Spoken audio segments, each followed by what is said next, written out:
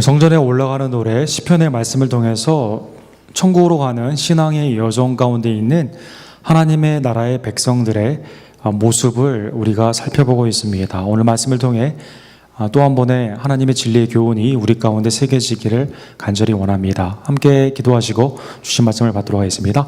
사랑의 하나님 아버지, 감사합니다. 이 시간 우리를 구원하시고 우리를 자비와 긍휼 가운데 보호하시며 하나님의 뜻 가운데 사용하기를 원하시는 하나님께 우리의 마음을 두며 우리의 눈을 고정하며 순종의 믿음으로 말씀을 듣기를 간절히 원합니다.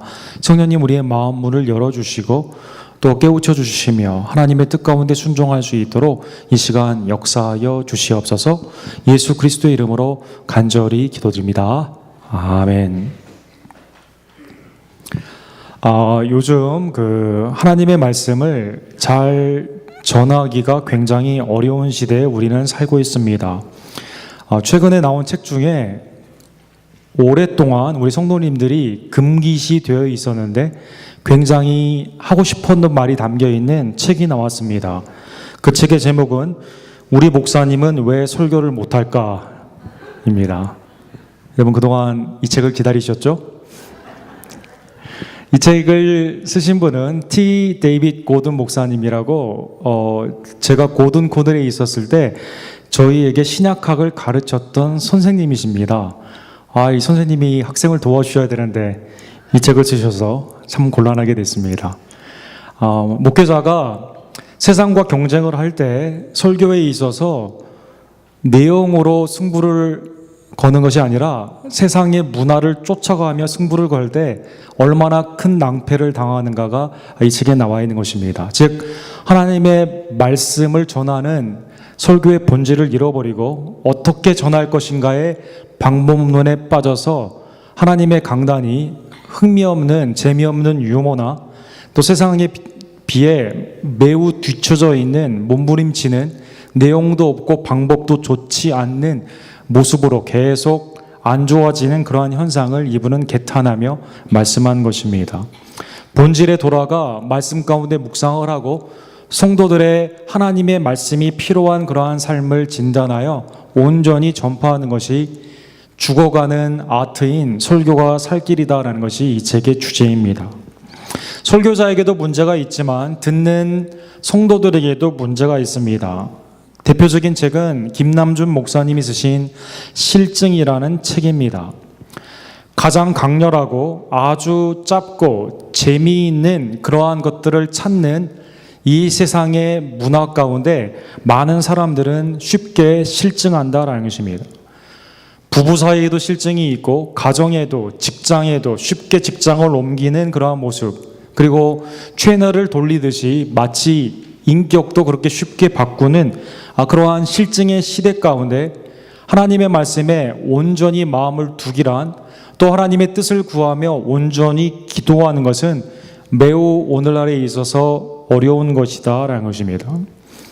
특별히 우리의 심령 가운데 하나님의 응답을 기다리며 주님을 바라보는 우리의 시선, 즉 우리의 심령의 기도가 너무 쉽게 인내하지 못하고 빠른 응답, 내가 원하는 응답, 강렬한 응답을 원하는 세상과 별로 다를 게 없기 때문에 우리의 삶은 계속 보링해지는, 매우 실증이 있는 삶으로 나아간다라는 것입니다.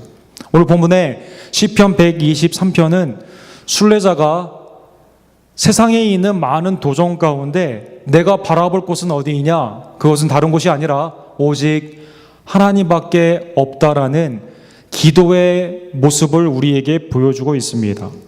1절에 보면 하늘에 계신 주여 내가 눈을 들어 주께 향하나이다 라고 말씀한 것입니다. 예루살렘을 향해 그의 신앙의 여정을 가르면서 그는 어디에 눈을 고정할 것인가, 삶을 정착할 것인가, 그것은 다른 어떠한 것들이 아니라 나의 세상의 정욕과 안목의 정욕과 이생의 자랑을 자꾸 자극하는 세상이 아니라 오직 주님께만 시선을 고정하겠다라는 것입니다. 미가서 7장 7절에도 같은 기도의 내용이 반복되어 있습니다. 사실 눈을 들어 주님을 바라본다라는 기도의 내용은요, 구약에만 약 17회 정도 기도 가운데 반복되어 있는 것입니다. 오직 나는 여호와를 우러러보며 나를 구원하시는 하나님을 바라보나니 나의 하나님이 나에게 귀를 기울이시로다라고 약속을 바라보며 주께 기도하고 있는 것입니다. 그러면 예루살렘을 향해 나아가는 이 순례자가 도대체 어떠한 형편이길래, 또 천국을 향해 하나님의 그 도성을 향해 나아가는 신앙의 여정을 갖는 여러분과 저의 형편은 어떠하기에 주님 앞에 우리는 시선을 고정해야만 될까요? 3절과 4절에 보면 그의 상황이 나와 있습니다. 3절에 보면 여호와여 우리에게 은혜를 베푸시고 또 은혜를 베푸소서, 심한 멸시가 우리에게 넘치나이다. 나로 시작한 기도가 우리라는 공동체의 단어로 바뀌어 있습니다. 내가 왜 하나님께 시선을 고정하고 은혜를 구하는가? 공동체 가운데 수많은 멸시가 넘쳤다라는 것입니다. 은혜 위에 은혜가 반복되어 있는데요. 주님이 은혜를 베풀지 아니하시면 이 신앙의 여정은 절대 이룰 수가 없고 신앙인으로서 살아갈 수가 없기 때문에 주님의 은혜를 갈구하는 공동체의 기도로 변하고 있습니다. 본문에 나오는 멸시라는 뜻은 나의 인격의 모독이라는 뜻보다는 하나님의 이름과 하나님의 영광의 모독이다라는 뜻입니다. 시편 42편 10절에 보면 내 뼈를 찌르는 칼같이 내 대적이 나를 비방하여 늘 내게 말하기를 내 하나님이 어디 있느냐 하도다. 사람들이 어떻게 멸시합니까? 성도를 멸시하는 이유가 너 하나님 믿고 있는데 하나님이 계시다면 너한테 이런 일이 일어나냐? 너 지금 아무도 구원해 주지 않는다. 하나님 헛것이다라고 사람들은 말한다는 것입니다. 실제 이 말씀들은 예수님의 고난의 그 십자가의 죽음으로 그대로 나타났습니다. 예수님은 이 땅에 말씀이 육신이 되어서 우리의 죄를 대신하기 위해 예루살렘을 향해 나아가시고 그리고 십자가에서 그의 생명을 하나님께 드려주셨습니다.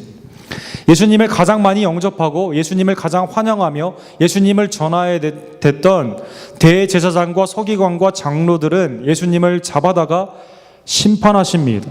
그리고 그에게 이렇게 조롱을 합니다. 내가 선지자냐? 내가 하나님의 아들이냐? 내가 정말 유대인의 왕이냐라고 조롱합니다. 그리고 예수님을 이렇게 심판합니다. 너희 생각은 어떠하냐? 대답하여 이르되 그는 사형에 해당하느니라 하고 이에 예수의 얼굴에 침뱉으며 주먹으로 치고 어떤 사람은 손바닥으로 때렸다라고 나와 있습니다. 예수님께 구원주 되시는 참 하나님이시며 왕 되시는 예수님께 사형에 해당한다고 죽음을 언도할 뿐만 아니라 가장 모독이 있는 멸시가 되는 침을 뱉는 것, 주먹으로 치는 것, 손바닥으로 얼굴을 때리는 것, 그리고 책찍을 가하고 가장 수치스러운 십자가의 죽음으로 그를 심판하였다라는 것입니다. 순례자가 처해 있는 형편은 지금 우리의 공동체가 우리가 믿는 하나님을 무시하고 하나님의 그 성품을 모독하며 그 가운데 하나님이 헛것이다, 하나님이 없다라고 사람들은 지금 말하고 있는 것입니다. 구약이나 신약이나 또 지금의 교회의 역사를 통해 여전히 세상은 하나님의 이름을 더럽히고 있습니다. 여러분, 지난주에 하버드 대학의 고대 근동 문헌을 연구하는 대표적인 영지주의 학자인 캐런 킹이라는 이 여자 학자가 이집트의 캅틱의 한 그 부분의 그 파피루스를 가지고 예수님이 My wife, you will be my disciple. 나의 아내여, 너는 나의 제자가 되리라는 그 말이 있었기 때문에 예수님이 결혼했다는 것도 한번 우리가 생각해 볼 수 있다라는 그러한 문서를 제시하는 일이 있었습니다. 한참 후인, 성경이 기록된 한참 후인 4세기에 그것도 복음서에서 떨어져 나간 파피루스가 아니라 영지주의의 거짓 문헌에서 떨어져 나간 이러한 문헌을 가지고 우리가 믿는 구원주 예수 그리스도의 하나님 되심, 또 그의 십자가의 죽음과 부활을 의심케 하는 그러한 거짓 문서들을 많이 제시하는 것입니다. 비교 종교학이라는 이름으로 오강남이라는 한국의 교수가 쓴 또 다른 예수라는 책에 나와 있듯이 오늘날 하나님의 이름을 땅에 떨어뜨리는 것은 거짓 증거를 통해 예수 그리스도의 구원주 되심과 예수님의 참 왕 되시는 일들을 부정하는 일이 일어나고 있는 것입니다. 오강남 교수는 또 다른 예수를 통해 신복음, 새 복음을 향해 우리는 나아가야 된다고 주장합니다. God is dead. 하나님은 죽었고 그 대신에 예수 그리스도의 생애를 통해 우리가 그의 삶을 본받아야 되는데, 예수님은 알려지지 않은 처음에 30년 동안에 인도에 가서 수많은 현인들과 대화를 나눴고, 구원을 통해, 십자가의 대속을 통해 구원하는 것이 아니라 깨달음을 통해 구원을 얻는다라고 하는 거짓 복음, 이단적인 복음을 오늘날 많이 전파하고 있는 것입니다. 순례자가 하나님을 바라볼 수밖에 없는 그러한 이유는 무엇입니까? 하나님을 믿는 공동체를 향해 우리에게 원수들은 심한 멸시와 조롱 가운데 하나님이 없다 하고, 오늘날 교회에게 예수 그리스도를 믿지 말라고 하며 우리에게 그러한 핍박을 가하고 있기 때문이다라는 것입니다. 4절에 보면 특별히 이 순례자에게 멸시를 하는 그러한 멸시의 그 근원이 되는 사람들이 있습니다. 그 사람들은 4절에 나와 있는 것처럼 안일한 자와 교만한 자다라고 표현해 있습니다. 성경의 안일한 자는 무엇입니까? 자기가 최고이고 자기가 가진 것을 통해 만족을 하고자 하는 탐욕적인 그러한 인생을 안일한 자라고 말을 합니다. 하나님의 필요를 느끼지 못해요. 하나님께 나아가서 기도할 이유가 없습니다. 예배할 이유가 없다라는 것입니다. 그러기에 예배를 드리는, 예루살렘을 향해 나아가는 절기를 지키기 위해 나아가기 위한 순례자들은 그들에게 비웃음의 대상인 것입니다. 교만한 자의 멸시다라고 말을 했습니다. 교만한 자는 누구입니까? 하나님이 없이도 살 수 있는, 내가 곧 하나님이고 내가 왕이고 내 뜻대로 모든 세상이 운행이 되어야 한다고 하기에 하나님을 무시하며 사람들을 무시하는 사람이 곧 교만한 자다라는 것입니다. 시편 4절에 보면 악인은 그의 교만함의 얼굴로 말하기를 여호와께서 이를 감찰하지 아니하신다 하며 그의 모든 사상에 하나님이 없다 하나이다. 하나님이 없다고 말을 하며 하나님을 믿는 자들을 계속 핍박하고 비방하고 조소하는 자들이 곧 그 안일한 자와 교만한 자들이 곧 그러한 일들을 행한다라는 것입니다. 하나님이 없다는 사람들은 어디에 눈을 둘까요?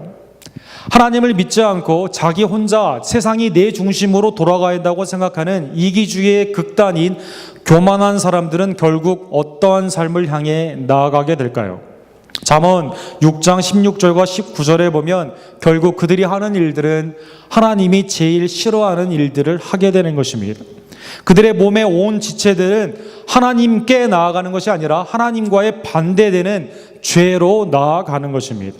여호와께서 미워하는 것이 곧 그의 마음에 싫어하는 것이 67이니 곧 교만한 눈과 거짓된 혀와 무지한 자의 피를 흘리는 손과 악한 계교를 꾀하는 마음과 빨리 악으로 달려가는 발과 거짓을 말하는 망령된 증인과 및 형제 사이를 이간한 자다라고 말씀한 것입니다. 하나님이 없다고, 하나님이 필요하지 않다고 생각하는 안일하고 교만한 자는 결국 하나님이 싫어하는 그러한 방향 가운데 그들의 삶이 나아간다라는 것입니다. 시편 37편 32절에도 악인이 의인을 엿보아 살해할 기회를 찾았다라고 나와 있습니다. 가룟 유다는 예수님을 팔 기회를 찾고 있었다라고 말하고 있습니다. 예수님의 수많은 은총, 살아계신 하나님을 그 곁에 뒀음에도 불구하고 하나님을 향해 나아가지 아니하고 오히려 예수님을 팔려는 악인의 그러한 마음으로 결국 예수님을 돈 30, 은 30에 팔게 되는 그러한 죄를 저지르게 된 것입니다. 그러면 안일한 자와 교만한 자가 조소와 멸시 가운데 하나님이 아니라 악을 향해 달려가고 있는, 그들의 눈이 살해할 기회를 찾고 있는 하나님이 아닌 다른 방향으로 나아간다면 주님의 은혜를 받은, 주님의 구원을 받은 우리들은 어디로 눈을 향해야만 될까요? 오늘 순례자는 2절의 말씀을 통해서 상전의 손을 바라보는 종의 눈같이, 여주인의 손을 바라보는 여종의 눈같이 우리 눈이 여호와 우리 하나님을 바라본다라고 말하고 있습니다. 하나님과 순례자의 정체성이 나와 있어요. 하나님은 누구이십니까? 순례자에게 있어서 주인이십니다. 주인이 손짓하면 아래에 있는 하인들은 그대로 그 말씀에 손짓에 순종하게 되죠. 여러분, 레스토랑에 가면 좋은 웨이터들은 누굴 바라봅니까? 손님의 그 표정, 손님이 일하는 거, 물이 필요한지, 음식이 필요한지, 뭐 불편하게 없는지, 물론 계속 보지 않습니까? 물론 많은 팁을 받기 위해서 보는 그런 경우도 있겠지만, 본문에 나와 있는 하인, 요정들은 주인의 만족을 위해, 또 주인이 나의 순종함 가운데 은혜를 베풀어 주시기 때문에 나의 눈이 어디에 고정이 되어 있습니까? 하인으로서는 주인의 손에, 주인의 마음에 고정이 되어 있는 것입니다. 마찬가지로 순례자도 하나님의 말씀에 그 명령이 있으면, 은혜의 말씀이 있으면 그대로 나의 삶이 이제 이 멸시에서 벗어나게, 또 그의 말씀을 내가 순종을 하는 마음이 있기 때문에 그 눈이 하나님의 손, 하나님을 바라보는, 하나님의 그 능력을 바라보는 눈이 되었던 것입니다.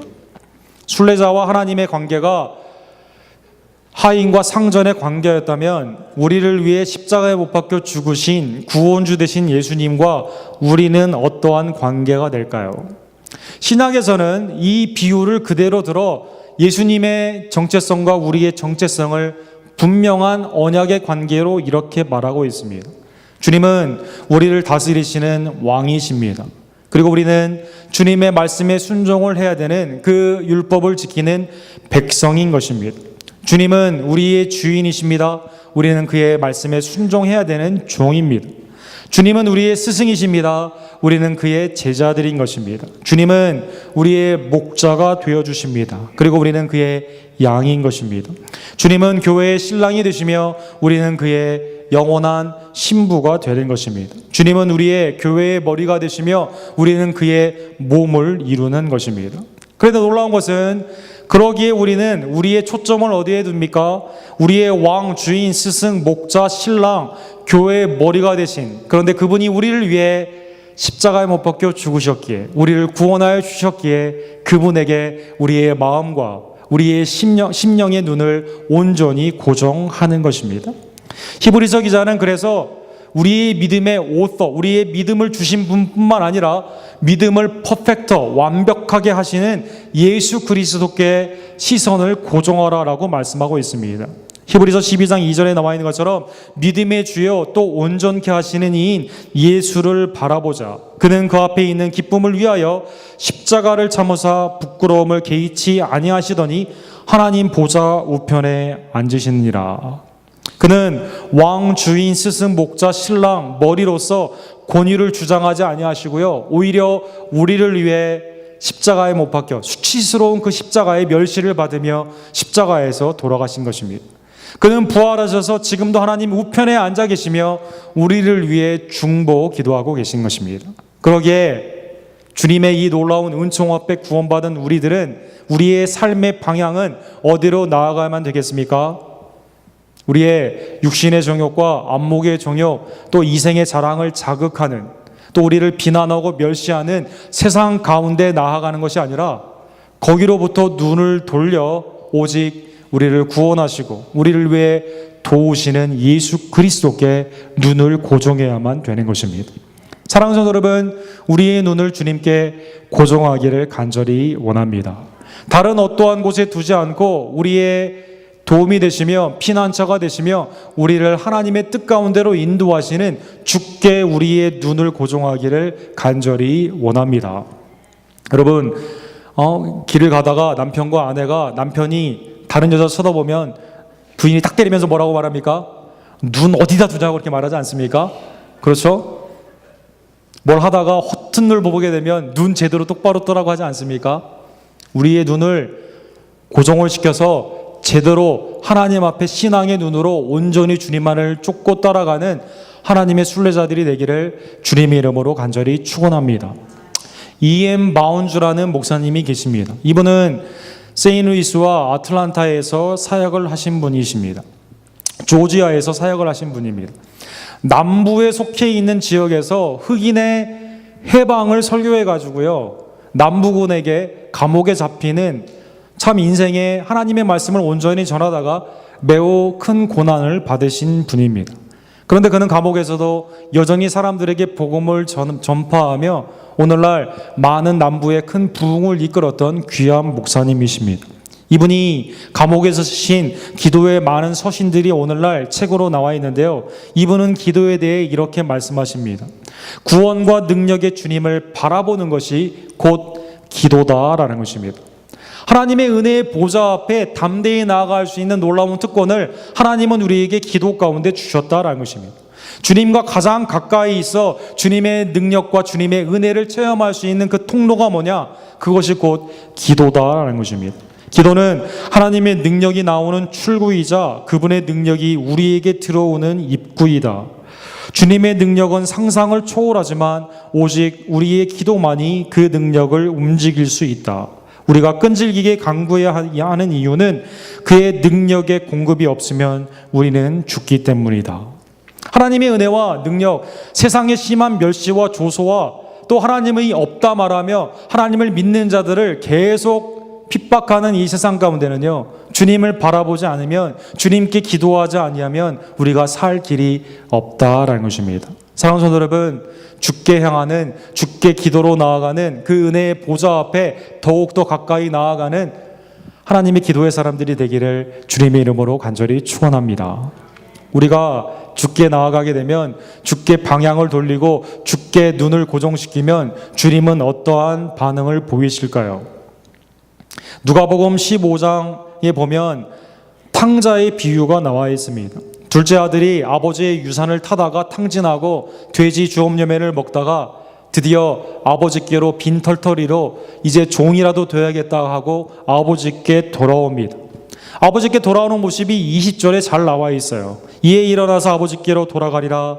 그런데 아직도 거리가 먼데 아버지가 그를 보고 치긴히 여겨 달려가 목을 안고 입을 맞추었다라고 말씀하고 있습니다. 아버지는 누구를 바라보고 계셨던 것입니까? 거리가 아직도 먼데도 아들을 바라보고 있는, 아들을 기다리는 하나님 아버지의 우리를 기다리는 그 눈이 이 가운데 나와 있는 것입니다. 사랑하는 성도 여러분, 우리는 기도 가운데 하나님의 능력을 구합니다. 그런데 하나님의 눈은 기도하는, 주께 다가가는 우리를 지금 기다리고 계시는 것입니다. 시편 34편 15절에도 여호와의 눈은 의인을 향하시고 그의 귀는 그의 부르짖음에 기울이시는도다라고 말씀하고 있습니다.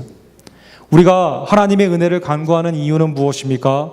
우리가 하나님께 기도로 우리의 영의 눈의 시선을 고정할 때 하나님은 거절하지 아니하시고 우리를 향해 응답하시는 하나님이시기 때문입니다. 사랑하는 성도 여러분, 하나님의 이 가장 큰 응답은 예수 그리스도의 그 십자가의 죽음과 부활을 통해 나타나셨습니다.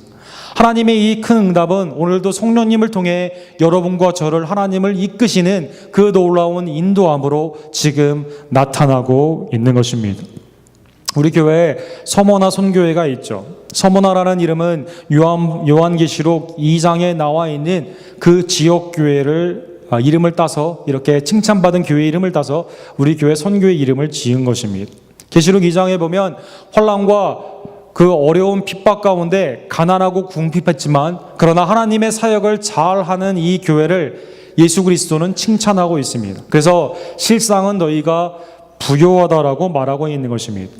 그런데 이 교회에서 나중에 사역하신 분은 폴리캅이라는 목사님이었다고 합니다.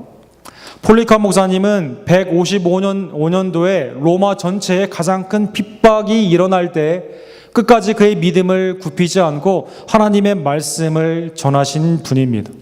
지역 총독이 워낙 명망이 있고 또 많은 사람들의 탄원이 있고 또 개인적으로 만나보았을 때도 전혀 흠이 없는 이 폴리캅 목사님에게 자기가 총독으로서 로마의 황제의 명을 받아 예수님을 믿는 자, 로마의 시저됨을 부인하는 자는 죽여야만 되는데 그냥 이 절차적인 거니까 사람들 앞에서 예수님을 한 번만 부인해 달라고 부탁을 합니다.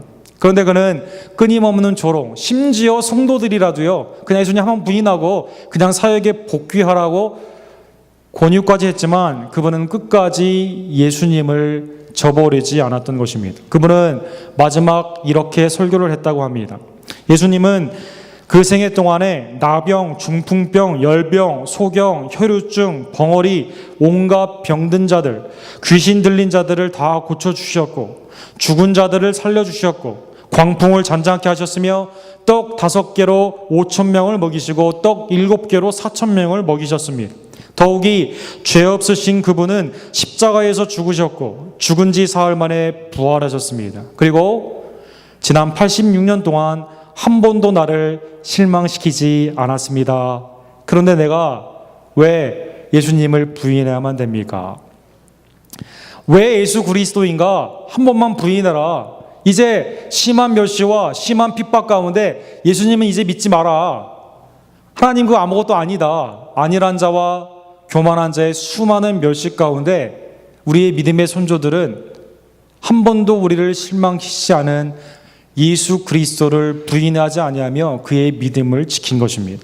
서머나의 부흥은 이 폴리캅의 이 아름다운 신실한 믿음의 희생 가운데 온전히 큰 부흥으로 결과를 맺게 되었다라는 것입니다. 사랑하는 성도 여러분, 오늘날 우리의 주위에 있는 많은 사람들이 신앙생활 다 헛된 것이다. 하나님 믿어봤자 좋은 게 뭐 있느냐. 너 세상을 향해 나아가야 되고 적당히 타협하여 세상과 함께 성공을 하기 위해서는 그 방법대로 나아가야 된다라고 말을 할 때 오늘 순례자처럼 또 신약과 구약에 나타나 있는 많은 믿음의 선조들처럼 교회의 역사 가운데 우리의 믿음에 보여주신 많은 믿음의 선조들처럼 거기에 휩쓸리지 아니하고 우리의 구원주가 되시며 은혜를 공급하시며 우리를 지금도 하나님께로 이끄시는 놀라운 주님의 은총을 기대하시며 우리의 시선을 세상이 아니라 주께 나아가는 주님께 고정하는 하나님의 기도의 사람들이 되기를 주님의 이름으로 간절히 축원합니다. 기도하겠습니다.